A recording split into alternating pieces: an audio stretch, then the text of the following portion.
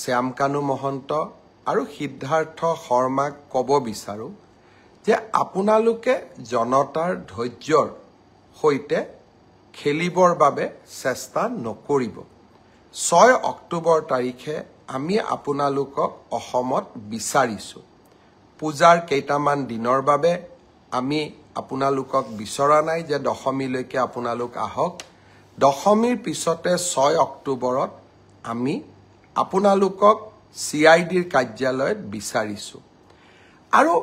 আপোনালোকে Facebook live কৰি বা একোখন পত্ৰ লিখি জনতা আৰু আইনৰ পৰা হাৰিব আপোনালোকে নোৱাৰিব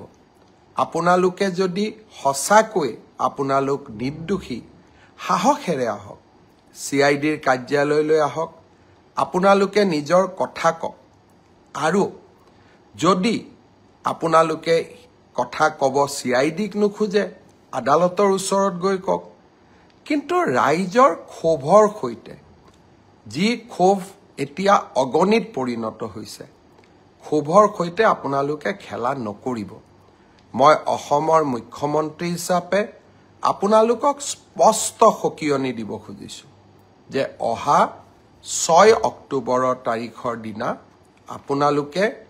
নিশ্চিতভাৱে গুৱাহাটীলৈ আহি আপোনালোকে আপোনালোকৰ মন্তব্য আপোনালোকৰ বক্তব্য আগবঢ়াওক আইনৰ মাজেৰে গতি কৰিব আৰু এটা কথা মই সকলোকে স্পষ্ট কৰি দিব খুজিছোঁ কোভিডৰ সময়তো মই অসমবাসী জনসাধাৰণক এৰা নাছিলোঁ বানপানীৰ সময়তো মই অসমবাসী জনগণক এৰা নাছিলোঁ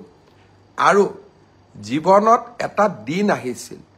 যে পিপি কিট পিন্ধিও কোভিডৰ ICUৰ ভিতৰত গৈ জনতাক সেৱা কৰাৰ চেষ্টা কৰিছিলোঁ আৰু আজি যেতিয়া অসমৰ জনতাই জুবিনক ন্যায় দিয়াৰ বাবে আন্দোলন কৰিছে তাৰ পৰা মই পৃথক নহয় আৰু সেই কাম মই কৰিবই লাগিব আৰু সেই কাৰণে মই আজি পুনৰ এবাৰ প্ৰতিশ্ৰুতি দিছোঁ যে জুবিনৰ ঘটনাৰ সৈতে জড়িত সকলো কেইগৰাকী ব্যক্তিক আইনৰ সন্মুখলৈ অনাৰ দায়িত্ব অসমৰ মুখ্যমন্ত্ৰী হিচাপে মোৰ আৰু সেই দায়িত্ব মই কৰ্তব্য নিষ্ঠাৰে সৈতে পালন কৰিম দায়বদ্ধতাৰে সৈতে মই পালন কৰিম আগতেও বহু এনেকুৱা ঘটনা হৈছে আসামী কেতিয়াবা 2টা দিন পলাই থাকে কিন্তু আইনৰ হাত বহু দীঘল আইনৰ ধৈৰ্য আছে আৰু আইনে কেনেকৈ আগবাঢ়িব লাগে তাৰ বিষয়ে আইনে জানে আৰু আইনে কাকো ৰেহাই নিদিয়ে অসম পুলিচে বিভিন্ন সময়ত প্ৰমাণ কৰিছে শিশুৰ বলাৎকাৰৰ ঘটনাৰ পৰা গড় হত্যাৰ আসামীলৈকে অসম পুলিচে ইতিমধ্যে প্ৰমাণ কৰিছে যে অসম পুলিচে সময়ত কিমান শক্তিশালী ভূমিকা ল'ব পাৰে আৰু সেই কাৰণে কাৰোবাৰ মনত অকণমানো ধাৰণা থাকিব নালাগে যে এইখন চৰকাৰে জুবিনক ন্যায় দিয়াৰ প্ৰচেষ্টা নকৰিব এইখন চৰকাৰে শ্যামকানু মহন্ত সিদ্ধাৰ্থ শৰ্মাৰ দৰে ব্যক্তিৰ ওচৰত শিৰ নত কৰিব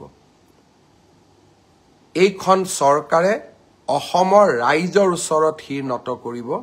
সিদ্ধাৰ্থ শৰ্মা আৰু শ্যামকানু মহন্তৰ ওচৰত শিৰ নত নকৰে আৰু সেইবাবে মই সিদ্ধাৰ্থ শৰ্মা আৰু শ্যামকানু মহন্তক কম যে ঘটনা প্ৰবাহ বহু দূৰলৈ যাব নিদিব আইনৰ কোনোবাই যদি ভাবিব পাৰে যে আমি আদালতত যাম এন্টিসিপেটৰী বেইল লম ইন্টাৰিম বেইল লম এই প্ৰচেষ্টাবিলাক কৰা উচিত নহয় কাৰণ জুবিন এগৰাকী জাতীয় সম্পদ জুবিনৰ হত্যাৰ প্ৰতিটো মুহূৰ্তৰ ঘটনা তন্ন কৰি ৰাইজৰ আগত আপোনালোকে ক'ব লাগিব আৰু মই ভাবো এই কাম আপোনালোকে কৰিব আৰু আপোনালোকক কোনো ক্ষেত্ৰতে আইনৰ বাহিৰত গৈ শাস্তি দিয়া নহয় আইনে আপোনালোকক দোষী হলে শাস্তি দিব দোষী নহলে আপোনালোকক নিৰ্দোষী বুলি ক'ব কিন্তু আইনৰ পৰা দূৰত থাকিলে আপোনালোকে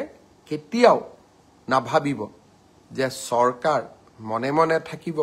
আৰু চৰকাৰে ব্যৱস্থা নল'ব